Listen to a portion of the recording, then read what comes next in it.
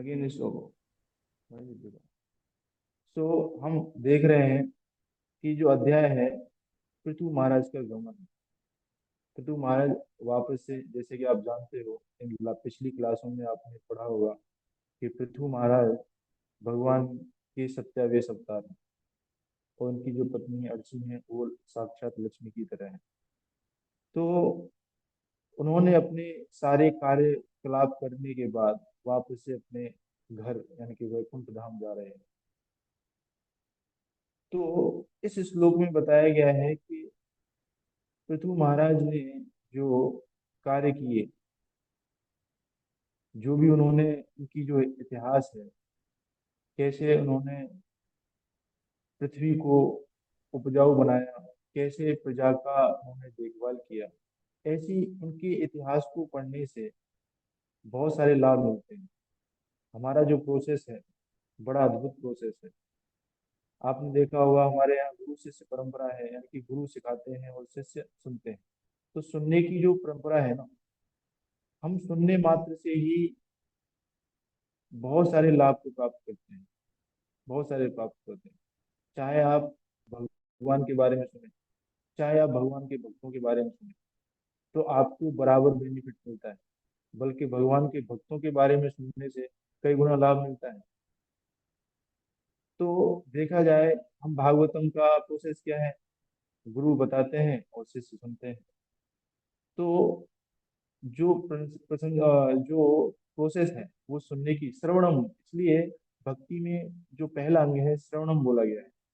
श्रवणम कीर्तनम, पहले श्रवण उसके बाद कीर्तन। तो श्रवण भक्ति का पहला अंग है। और श्रवण क्या करना है, भगवान के बारे में सुनना, भगवान के भक्तों के बारे में सुनना। इस श्रवण मात्र से सुनने से, जैसे परीक्षित महाराज ने सुखदेव गोस्वामी से सुना और बड़े ध्यान पूर्वक आदर पूर्वक सुना, तो उनको वैकुंठ की प्राप्ति हो गई। हमारे पास भक्ति के 9 अंग हैं। इस 9 अंग में से एक भी अंग अगर बहुत ही प्रबल हो तो भी हम भगवान को प्राप्त कर सकते हैं। तो 9 अंग हैं। 9 अंग में आपने अलग अलग भक्तों के बारे में देखा होगा। कोई श्रवण में बहुत महत्वपूर्ण है, श्रवण में बहुत प्रबल है। कोई कीर्तन करने में, सुखदेव गोस्वामी कीर्तन बहुत अच्छा किया है, जिससे कि पूरा भागवत में हमको सुनने को मिला। परीक्षित महाराज ने बहुत ध्यानपूर्वक सुना और उन्होंने भी इस प्रोसेस को पा लिया। लक्ष्मी देवी हैं, वो पाद सेवन करती हैं। ऐसे 9 अलग अलग प्रोसेस हैं। कोई जरूरी नहीं है कि आपको 9 प्रोसेस मौका मिले तो करें। अगर एक भी प्रोसेस आपने कर ली तो उससे हम भगवत धाम प्राप्त कर सकते हैं, जिनमें से पहला है श्रवण। तो हम श्रवण कर रहे हैं पृथु महाराज के बारे में।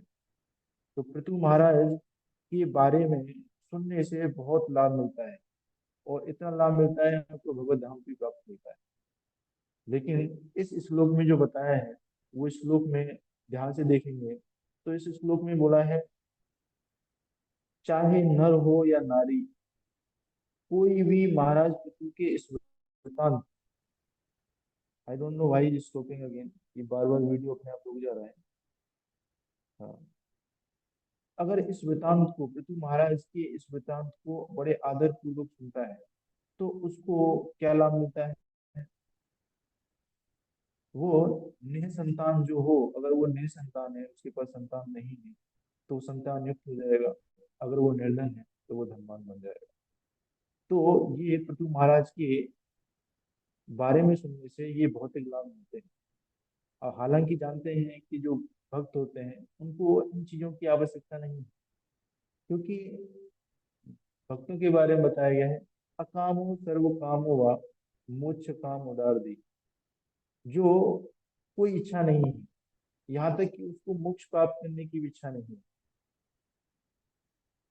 उसको भी, उसको क्या जरूरत है ये सब मांगने की, जरूरत ही नहीं है। यानी कि ध्रुव महाराज के पास टाइम को आप सुनेंगे तो उनको पहले बहुत तीव्र इच्छा थी, बहुत तीव्र इच्छा थी कि मुझे अपने दादाजी जैसी एक बहुत बड़ा साम्राज्य चाहिए, बहुत बड़ी जगह चाहिए, बहुत बड़े लैंड चाहिए। तो भगवान ने वो इच्छा को पूरा किया। लेकिन बाद में क्या बोलते हैं कि ये जो आप दे रहे हैं, इतना बड़ा पृथ्वी लोग दे रहे हैं, वो मेरे लिए एक तरीके से कांच के टुकड़े के समान। मैं तो प्रभु जी वीडियो, प्रभु जी वीडियो। वीडियो वन, ओके, तो वीडियो इज अगेन स्टॉपिंग भाई, आई डोंट। तो ये भागवतम प्रथु, जैसे हमारे जितने भी हम भागवतम पढ़ते हैं, भागवतम में बहुत अच्छे अच्छे महाजन हैं, उनके बारे में सुनते हैं। उनके बारे में सुनने से हम लोग, जो हमारे पास नहीं है वो भी आ जाता है, और जो है और बढ़ता है। तो एक तरीके से देखा जाए तो हमारा जो प्रोसेस है, चाहे वो श्रवणम हो या कीर्तनम हो, उससे, उसमें भगवान के बारे में सुनने से और भगवान के भक्तों के बारे में सुनने से हमको हर लाभ मिलता है। चाहे व्यक्ति कितना गरीब क्यों ना हो, उसको धन की प्राप्ति हो जाएगी, और जो नेह संतान है उसको धन की भी प्राप्ति हो जाती है। एक बार ये समझते हैं, पृथु महाराज जो हैं वो एक बड़े शासक हैं, बहुत बड़े शासक हैं, और भगवान के 27 अवतार हैं। तो कोई भी साम्राज्य को चलाना है, तो जैसे भगवान ने बताया है कि चातुर्वर्ण्यमया सिस्टम, गुण कर्म विभाग से। तो इस पूरे समाज को 4 वर्णों में विभाजित किया गया है भगवान के द्वारा, उनके गुण और कर्म के अनुसार। तो समाज में हर तरीके के लोग होना चाहिए। अगर ऐसा नहीं है कि एक ही तरह के लोग, अगर किसी, आप मार्केट में जाते हैं तो मार्केट में आपको देखने को मिलेगा कि सब तरह की दुकान है, आप सब कुछ प्राप्त कर सकते हैं। ग्रोसरी की दुकान है उधर, ठीक है ना, क्रॉकरी की दुकान है, प्लास्टिक बर्तन की दुकान है। अगर ऐसा कोई मार्केट है जिसमें एक ही तरह का चीज मिलता है, तो दैट मीन्स वो अभी पूर्ण नहीं है, उसमें अभी बहुत चीजों का अभाव है। मार्केट कंप्लीट तब होती है जब उसमें सब तरह का सामान मिलता हो, उसमें कपड़े भी मिलते हैं, उसमें हर तरह की दुकान हो, आपको दूध लेना है दूध मिल जाए, घी लेना है घी मिल जाए। कहने का मतलब क्या है, कंप्लीट मार्केट वो होती है जिसमें हर तरीके की दुकान है। तो ऐसे ही समाज में चारों वर्णों का होना आवश्यक है, क्योंकि समाज तभी अच्छे से चलता है जब चारों चीजें होती हैं। अगर मान लीजिए समाज में 4 तरीके के वर्ण हैं, ब्राह्मण, क्षत्रिय, वैश्य और शूद्र। अगर समाज में ब्राह्मण ब्राह्मण हो जाए तो भी समस्या है। तो ब्राह्मण तो ज्ञान देते हैं, बिजनेस कौन करेगा, लोगों की सुरक्षा कौन प्रदान करेगा।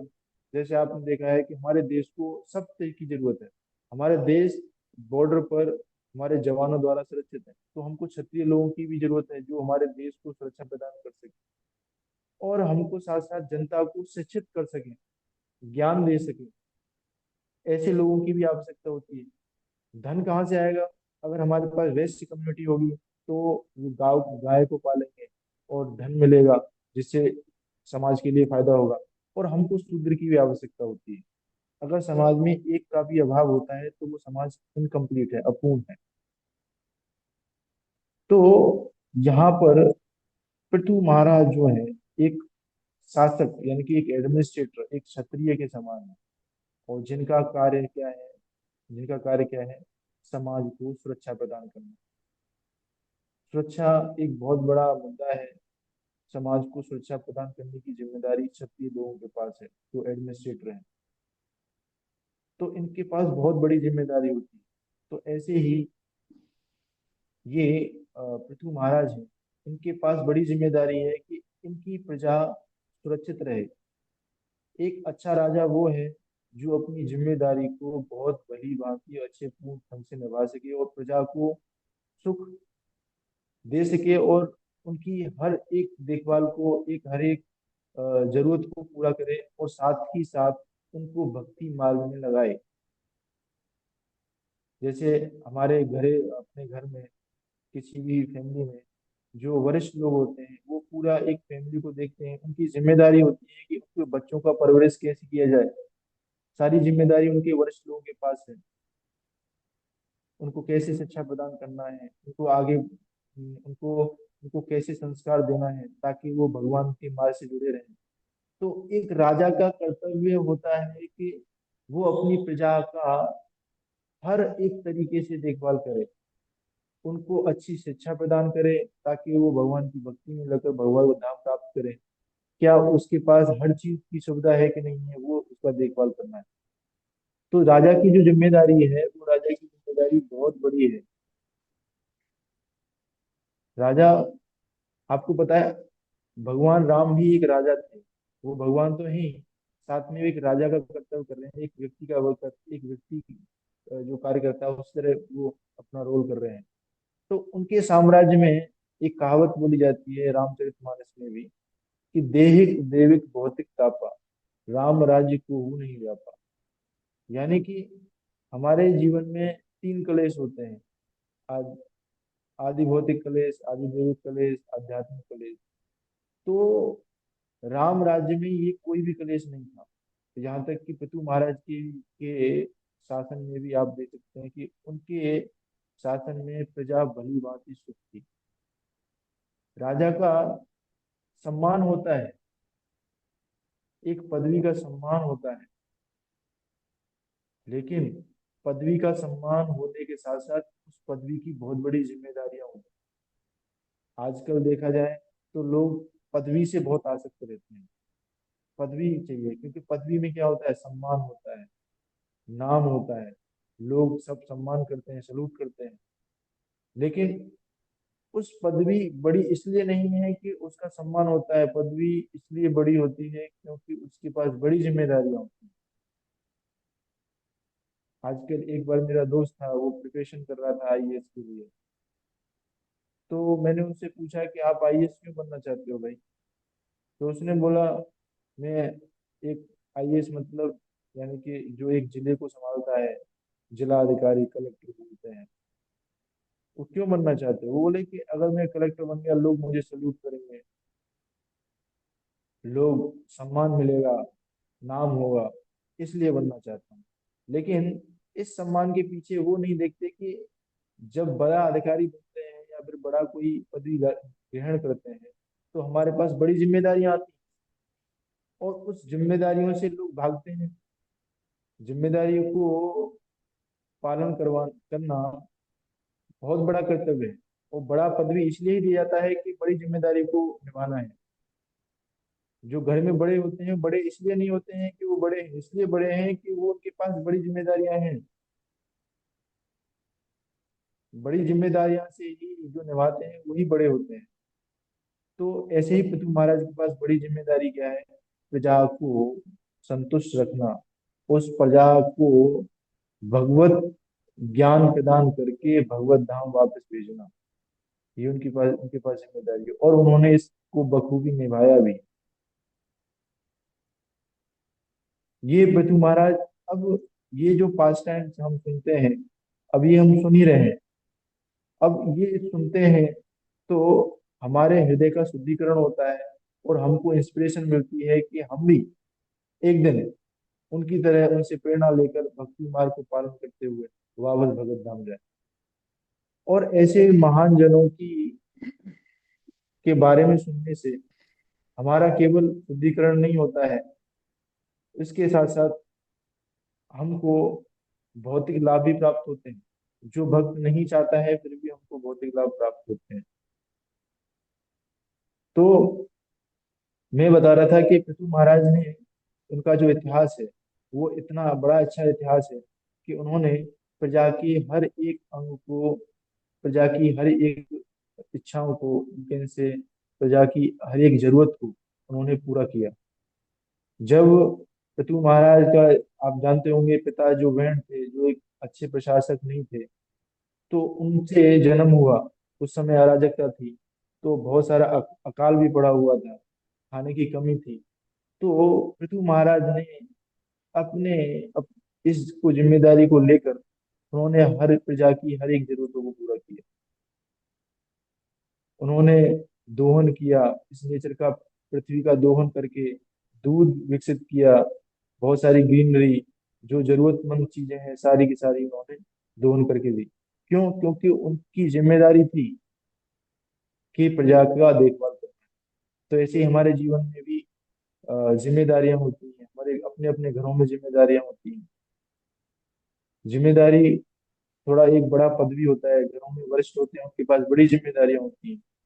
तो इसलिए वो जिम्मेदारियों को अच्छे से निभा देने से भगवान बहुत प्रसन्न होते हैं। भगवान इतना प्रसन्न होते हैं कि उनको अच्छा अच्छा क्या कहते हैं, उनके पुण्य विकसित होते हैं, और पुण्य अधिक विकसित होने से ऐसे भक्ति मार्ग की तरफ अग्रसर होते हैं, और फाइनली हम भगवत धाम पहुंचते हैं। तो यही इसमें बताया गया है। जो पृथु महाराज हैं, पृथु महाराज के बारे में आप जानते ही हैं कि वो एक शासक हैं जो प्रजा का अच्छे से भली भांति देखभाल कर रहे हैं। तो हमारे जीवन में हम देखते हैं कि हमारा एक परिवार है, उसमें बहुत सारी हमारे पास जिम्मेदारियां हैं। जैसे कि अ, घर में माँ बाप होते हैं, बच्चे होते हैं, और बच्चे को अच्छे से अ, शिक्षा प्रदान करना। तो इस श्लोक में एक बड़ा अच्छा शब्द आया है, सुप्रजतमः। भागवत में इतना कठिन कठोर शब्दों में बोला गया है, किसी को माँ बाप बनने का अधिकार नहीं है तब तक जब तक अपने बच्चे को वो भगवत भक्त ना बना सके। बाप या माता पिता तब बनना चाहिए जब आपके पास काबिलियत है, अपने जो अधीनस्थ लोग हैं, अपने बच्चे लोग हैं, उनको भी अच्छे से भक्ति कराकर उनको भगवत धाम भेजने की सामर्थ्य रखें। और कोई बड़ा अधिकारी क्यों ना हो, उसके पास बड़ी जिम्मेदारी होती है। तो किसी को माता पिता या कोई बड़ा पद भी लेने की आवश्यकता नहीं, जब तक कि वो उसको अच्छे से न निभा सके। तो भगवान यहाँ पर तो बता रहे हैं कि कोई भी अगर सुप्रजतन हो, तो उस राजा या फिर कोई बड़ा अधिकारी है, उसकी जिम्मेदारी है कि उनके अधीनस्थ जितने भी लोग हैं वो सुप्रजतम होना चाहिए। प्रजा एकदम सुप्रजतम होना चाहिए।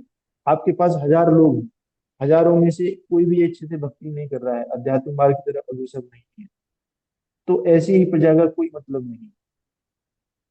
क्योंकि वो समाज में उतने ही उत्पात फैलाएंगे, समाज को एक नई दिशा नहीं मिल पाएगी। भले ही एक हो, लेकिन अच्छा भक्त हो, तो वो पूरे एक समाज को भी उद्धार कर सकता है, एक समाज को भी एक नई दिशा दे सकता है। तो इसलिए सुप्रजतमो बोला गया है। किसको? अगर ऐसे भक्तों के बारे में हम सुनते हैं, जैसे पृथु महाराज के बारे में सुनते हैं, और भी भक्त जैसे परिचित महाराज के बारे में सुनते हैं, ऐसे लोगों के बारे में सुनते हैं, तो हमको भौतिक लाभ, जैसे कोई व्यक्ति में संतान है तो उसको संतान प्राप्त होती है, और संतान कैसी मिलती है? सुप्रजतमो। यानी कि संतान भी ऐसे नहीं कि जो माता पिता की आज्ञाओं का पालन न करे, बल्कि ऐसी जो माता पिताओं के साथ साथ भगवान के निर्देशों का बहुत अच्छी तरह से पालन करे, सुप्रजतम हो। और दूसरा फायदा इसमें बताया कि अगर कोई व्यक्ति गरीब है, एक गरीब है, तो उसको धन की भी प्राप्ति होती है, धन की प्राप्ति होती है। वैसे तो इसमें इस श्लोक में सिर्फ दो ही आपको भौतिक लाभ देखने को मिलेंगे, लेकिन ये भी बहुत कम है, ये तो कुछ नहीं है। भगवान के बारे में और भगवान के भक्तों के बारे में सुनने से अनंत लाभ मिलते हैं।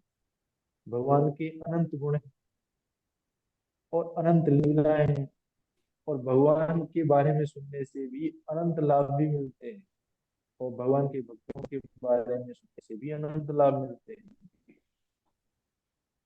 सबसे बड़ी बात तो यह है कि भगवान के बारे में और भगवान के भक्तों के बारे में सुनने से हम प्योरीफाई होते हैं। प्योरीफाई मतलब हम शुद्ध होते हैं। अगर शुद्ध होंगे, जैसे मान लीजिए आप अपना डेली चेहरा देखते हैं शीशे में, अगर शीशे पे धूल दिखी है तो चेहरा स्पष्ट दिखाई नहीं पड़ता है। तो उस धूल को हटाते हैं, यानी कि उस धूल को हटाने का मतलब है उस शीशे को साफ या शुद्ध कर रहे हैं, तो आप अपना चेहरा शुद्ध अच्छे से देख सकते हैं। तो ऐसे ही जब भगवान के भक्तों के बारे में सुनते हैं तो हमारे अंदर के जो बहुत सारे कलमश है ना, जो भगवान को प्राप्त करने में बहुत ही एक अड़चन पैदा करते हैं, उनको दूर करती हैं ये भगवान की कथाएं, भगवान के भक्तों की कथाएं। इसलिए भगवत श्रीमद् भागवतम एक बहुत बड़ा हमारे पास ग्रंथ है, जिसमें भगवान की भक्तों की लीलाएं हैं, भगवान की लीला है, वो सारी समावेश है। भागवतम क्या है?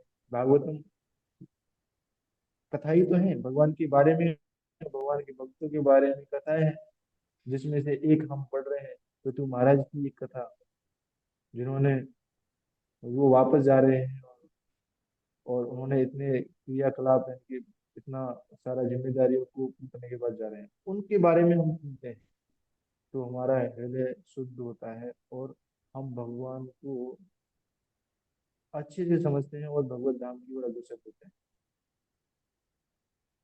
तो कहने का मतलब ये है कि हमारा जो प्रोसेस है वो श्रवणम है, और इसमें देखा जाए तो पूरा प्रोसेस चल रहा है श्रवणम ही श्रवणम, श्रवणम ही श्रवणम चल रहा है। तो कहने का, जैसे आपने एक बहुत बड़ा पाश्चन सुना होगा कि रुक्मणी थी, है ना, रुक्मणी का विवाह जो हुआ वो भगवान कृष्ण को भी देखा ही नहीं। आज तो शादियां होती हैं तो पहले देखा जाता है, लड़का अच्छे से कई बार देखते हैं, बातें करते हैं, इतना सारा देखने के बावजूद भी, इतना करने के बावजूद भी फिर भी बाद में तलाक हो जाते हैं। लेकिन जब रुक्मणी की बात आई, रुक्मणी ने कभी कृष्ण को देखा ही नहीं, कभी देखा ही नहीं। तो कैसे उन्होंने भगवान के प्रति प्रेम विकसित किया? उन्होंने सिर्फ भगवान को देखा, सॉरी, भगवान के बारे में सुना। बहुत सारे उनके यहाँ साधु जन आते थे, उनके बारे में सुन सुनकर उन्होंने कभी देखा नहीं, सुनने मात्र से उन्होंने भगवान के प्रति प्रेम विकसित कर लिया, और उनके मन में शादी करने की भी इच्छा हुई, क्योंकि उनके बारे में सुनने मात्र से। हमारे पास पांच इंद्रियां हैं, उनमें से पांच इंद्रिया कान जो है बहुत इंपॉर्टेंट है। और इसलिए कई बार बोला जाता है कि भगवान को अगर समझना है तो अपनी आंखों से नहीं, कानों से सुनिए, कानों से देखिए, कान की दृष्टि से देखिए।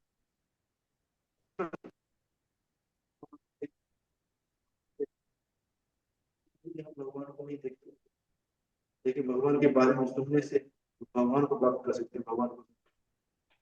इसलिए बार बार क्यों बोला जाता है कि श्रवणम, पहला में क्या है? श्रवणम, क्योंकि सुनने मात्र से हम भगवान को देख सकते हैं।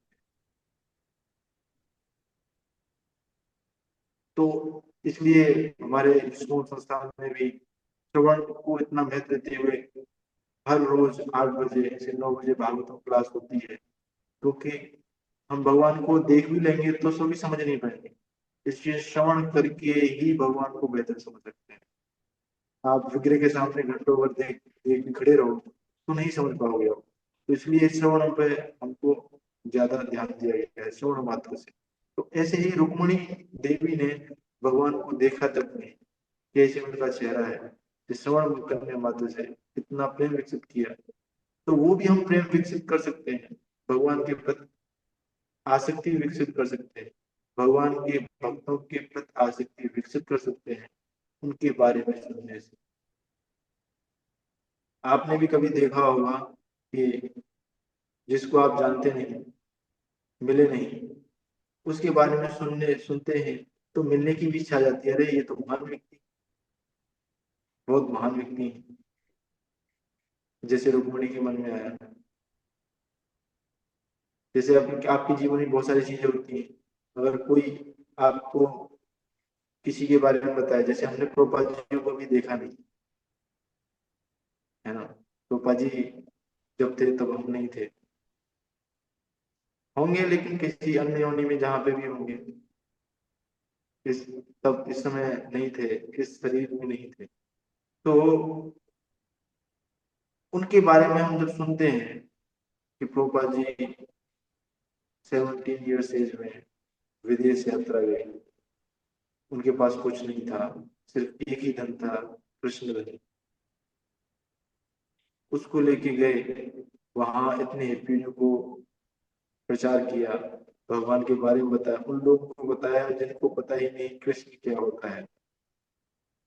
तो ऐसे इन चीजों को सुनने सुनने से हमको प्रभुपाद जी इसी पर इतनी आसक्ति होती है कि ऐसा इच्छा आता है कि काश हम भी देखते उनको। उनके प्रति देखा तक नहीं, सिर्फ सुनना है उनके बारे में। सुनने मात्र से ऐसा अ, महसूस होता है कि वो तो हमारे सच में दादा हैं, वो तो अपने ही हैं, जबकि देखा नहीं। इसलिए सुनने को इतना महत्वपूर्ण दिया गया है। इतना महत्वपूर्ण दर्जा क्यों है श्रवण को, कि श्रवण करने से हम आसक्ति विकसित कर सकते हैं, जबकि और इंद्रियों से इतना नहीं। आप देखने से, अगर देखने से आपने आसक्ति विकसित करी है तो वो ज्यादा लंबी देर टिकने वाली नहीं है। अगर श्रवण करने से आसक्ति विकसित करी है तो वो आसक्ति लॉन्ग लॉन्ग लास्टिंग रहेगी, टेम्परेरी नहीं रहेगी, परमानेंट इफेक्ट। ये श्रवण करने का है। इसलिए हमको इस श्लोक में भी बताया गया है कि श्रवण करने से हम आसक्ति विकसित करेंगे और हमको वो लाभ प्राप्त करेंगे जो हमको जरूरत है, और नहीं भी है वो भी मिलती है। जैसे कि यहाँ पे इस श्लोक में बताया है कि दो महत्वपूर्ण है। हालांकि श्रवण करने से सबसे बड़ा उपलब्धि अगर है भगवान की और भगवान के भक्तों के बारे में सुनने से, सबसे बड़ी उपलब्धि यही है कि हम अच्छे भक्त बने। लेकिन भक्त कभी नहीं चाहता है अगर वो नए संतान की होगा तो वो भगवान की मर्जी समझ के स्वीकार करेगा, हाँ कोई नहीं, भगवान की इच्छा है। लेकिन क्योंकि भगवान के भक्तों को कोई इच्छा ही नहीं है, हर भौतिक लोगों को जरूरत पड़ती है कि हमारे पास धन हो, तो उनके लिए समाधान दिया है, इनके बारे में सुन, उनके बारे में सुन, इससे आपको धन भी मिलेगा। धन भी प्राप्त करना है तो अच्छी बात तो ये कि अगर आपको कुछ भी प्राप्त करना है तो भगवान से प्राप्त करना चाहिए। क्यों हम दूसरे से मांगे? लोग जैसे मान लीजिए किसी को कुछ चाहिए तो बहुत अलग देवी देवताओं के पास जाते हैं। देवी देवताओं के पास, जैसे जितने भी क्या बोलते हैं राक्षस लोग होते हैं, वो कभी भगवान विष्णु से मांगने नहीं आते। वो मांगने आते हैं ब्रह्मा, शिव, इनसे मांगने आते हैं, देवताओं से मांगने आते हैं, क्योंकि वो देवता दे देते हैं। लेकिन भगवान से मांगने जाएंगे तो भगवान देने के साथ साथ उसकी जो इच्छाएं हैं, उनकी जो कलमश है उसको भी साफ करते हैं। जैसे ध्रुव महाराज भगवान के पास आए थे तो उन्होंने, भगवान ने दिया, लेकिन कैसे दिया? उनके हृदय को शुद्ध करके। देवी देवता, क्योंकि भगवान वो जानते हैं कि ये मेरा बेटा है। अगर मान लीजिए कोई पिताजी से बेटा मांगता है मुझे गन दे दो, तो वो उनका बेटा है तो वो चिंता करता है कि ये गन का करेगा क्या। अगर दुकानदार से गन मांगेंगे तो वो दूध दे देगा, क्योंकि उसको तो अपने धंधे से मतलब है, उसको तो पैसा कमाना है। भगवान का मतलब है कि उसको, उसकी जिम्मेदारी है भगवान के पास, तो इसलिए वो ऐसे नहीं देते हैं, वो पूरा ख्याल करके देते हैं क्या क्यों मांग रहा है, किस लिए मांग रहा है। देने से पहले उसको ट्रेन करेंगे, ट्रेन हो जाएगी तो फिर देंगे। जैसे ध्रुव महाराज ने मांगा लेकिन दिया नहीं। कब दिया? जब उनका हृदय साफ हो गया। तो भगवान बोल रहे हैं अगर किसी को कुछ मांगना भी है ना तो वो मेरे पास आए, किसी और के पास नहीं। जैसे मान लीजिए मेरे पिताजी हैं, मुझे मांगना है तो मैं किसी और से क्यों मांगू? भगवान बोलते हैं कि मैं आपका फादर, माइंड में फादर, तो आज तुम मुझसे मांगो। आप किसी पड़ोसी से क्यों मांगने जा रहे हो? तो भगवान को बुरा लगता है। अगर आप, हर व्यक्ति के पास, कोई भी व्यक्ति हो उसके पास भौतिक इच्छाएं भी होती है, तो भौतिक इच्छा पूरी करना चाहता है, तो अलग अलग तरीके अपनाए जाते हैं। तो बेस्ट तरीका है कि भगवान के पास ही मांगो, भगवान के भक्तों से मांगो।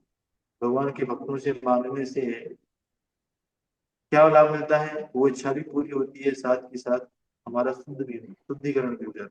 शुद्धिकरण में हृदय में जो कल्मश है वो भी एक तरीके से साफ हो जाता है। तो इस श्लोक का ये समराइज फॉर्म में अगर बात करें, एक छोटे से कंसाइज यानी कि संक्षिप्त रूप में बात करें तो बता रहे हैं कि कोई भी व्यक्ति हो, भगवान में पहली बात भगवान को के बारे में और भगवान के भक्तों के बारे में, पतु महाराज के बारे में सुनने से उसके लिए कोई क्वालिफिकेशन नहीं चाहिए। आप किसी कंपनी में जाते हो तो पूछते हैं व्हाट इज योर क्वालिफिकेशन, तो क्वालिफिकेशन नहीं चाहिए। कोई व्यक्ति हो, चाहे वो स्त्री हो, चाहे वह पुरुष हो, कोई भी हो, ऐसा नहीं है कि हमको कौन सा चाहिए, ग्रेजुएट पास होना चाहिए। भगवान में, भगवान के बारे में सुनने के लिए कोई ग्रेजुएशन की आवश्यकता नहीं। आप अनपढ़ हो तो भी चलेगा, पढ़े लिखे हो तो भी चलेगा, आप अमीर हो तो भी चलेगा, आप गरीब हो तो भी चलेगा, आप विद्वान हो तो भी चलेगा, आप निरक्षर हैं तो भी चलेगा। उसके लिए कोई क्वालिफिकेशन नहीं। कोई भी भगवान के भक्तों के बारे में सुनेगा और क्या मिले, क्या प्राप्त मिले, क्या क्या होगा, उसके जीवन में जो भी अभाव हो उस अभाव की पूर्ति, और साथ के साथ उसको भगवान के प्रति आसक्ति विकसित होगी, जो जीवन का प्रमुख उद्देश्य है। क्योंकि जीवन का उद्देश्य यही है। ये तो सिर्फ भौतिक व्यक्ति के लिए है, जो वो इसलिए भगवान के पास जाते हैं कि उनको भौतिक इच्छाएं पूरी हो जाए।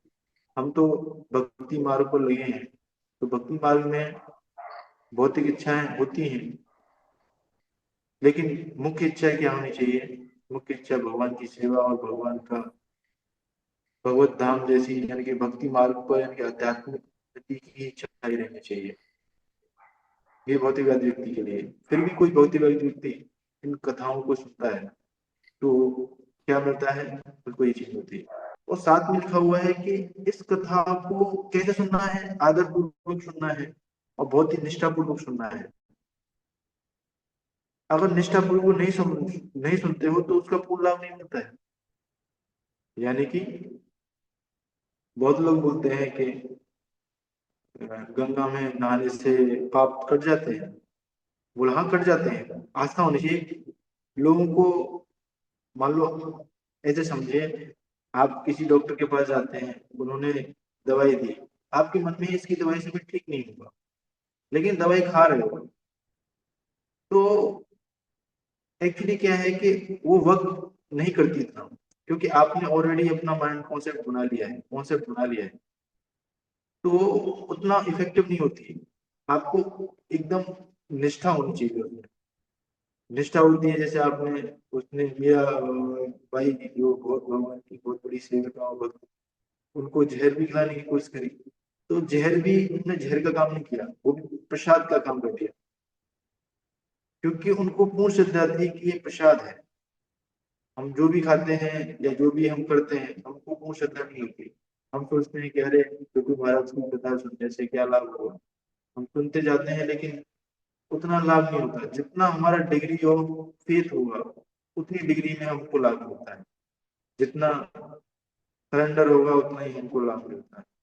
तो गहरी निष्ठा होगी तो सचमुच, अगर धन की कोई व्यक्ति गरीब है तो सच में उसको लाभ होता है।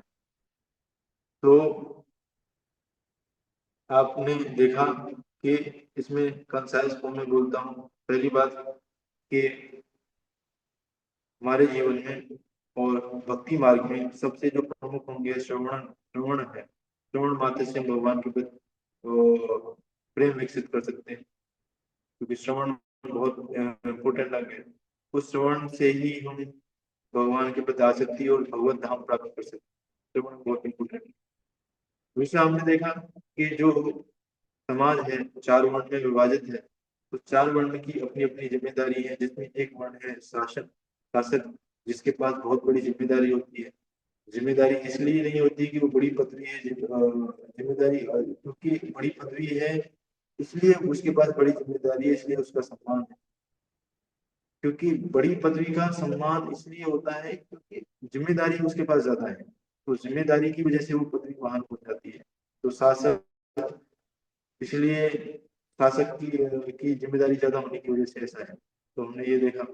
और शासक का और जिम्मेदारी क्या रहती है? जिम्मेदारी में ये है कि प्रजा का देखभाल करना और प्रजा का इतना संरक्षण करके उनको सही मार्ग और विष्णु की भक्ति करा के उनको उनको भी भगवत धाम को अग्रसर करना, ये उनके पास जिम्मेदारी होती है। और फोर्थ हमने देखा कि जो देवी देवता हैं के पास हमको अप्रोच नहीं करना है। अगर कुछ भौतिक इच्छाएं भी है तो उसको प्राप्ति करनी है तो हमको भगवान को ही अप्रोच करना चाहिए, भगवान को के ही पास जाना चाहिए, चाहे हमारे पास भौतिक इच्छाएं क्यों ना हो। और लास्ट में देखा जाए, लास्ट में मैंने बोला कि अगर कोई भी बड़ा पदवी है, शासक है, उसकी जिम्मेदारी ये तो है प्रजा का देखभाल करना। उसमें से ऐसा नहीं है हमको प्रजा ज्यादा चाहिए, जितना मिली है कि एक भी उसमें से ऐसे भक्तों के बारे में सुनते हैं तो हमको जो संतान भी प्राप्त होती है वो ऐसी संतान होती है जो कैसी होती हैं, सुप्रजतम होती है, यानी कि वो एलिजिबल होती है। ऐसी बहुत संतानें तो होती है लेकिन कोई भी काबिल नहीं है, कोई भी अच्छे से भगवान की भक्ति नहीं कर रहा है, तो उस तरीके से वो संतान नहीं होती है। आपको लाभ भी प्राप्त होते हैं तो लाभ ऐसे मिलते हैं, भौतिक लाभ भी, जो सामान्यतः किसी और से प्राप्त नहीं होंगे। तो ये इसका समराइज फॉर्म था। तो हरे कृष्णा, अगर किसी का कोई प्रश्न है इसके बारे में, हरे कृष्ण प्रभु जी। कुछ पूछना चाहें तो पूछ सकते हैं। हाँ, हरे हरे कृष्ण।